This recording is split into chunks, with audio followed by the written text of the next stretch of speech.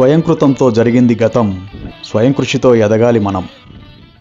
నీకోసమే మేమందరం నీరాకకై ఈ సంబరం, మంచి తెస్తావని మంచి చేస్తావని.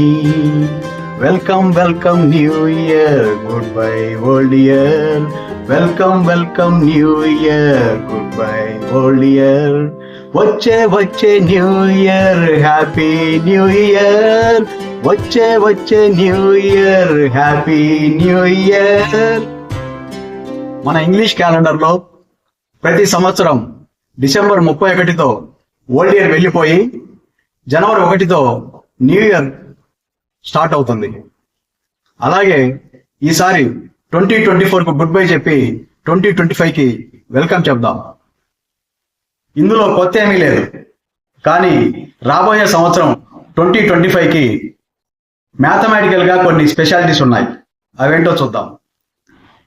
ఫస్ట్ ఆఫ్ ఆల్, ఈ న్యూ ఇయర్ ఒక స్క్వేర్ ఇయర్, అంటే ఒక సంఖ్యకు 2025 వర్గం అవుతుంది. ఇలాంటి స్క్వేర్ ఇయర్ ఇంతకుముందు 1936వ సంవత్సరం, దీని తర్వాత 2116వ సంవత్సరం.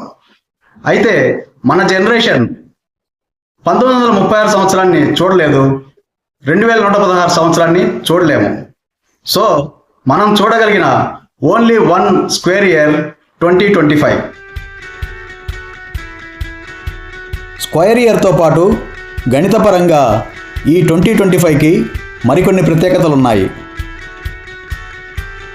2 అంకెల స్క్వేర్స్ను గుణిస్తే 2025 వస్తుంది. అలాగే 3 సంఖ్యల స్క్వేర్స్ను కలిపితే 2025 వస్తుంది. అన్నింటికన్నా వెరీ స్పెషల్ మరియు మ్యాజిక్ ఏంటంటే 1 నుంచి 9 వరకు గల అన్ని అంకెల ఘనాలు అంటే క్యూబ్స్ను యాడ్ చేస్తే వచ్చే రిజల్ట్ 2025.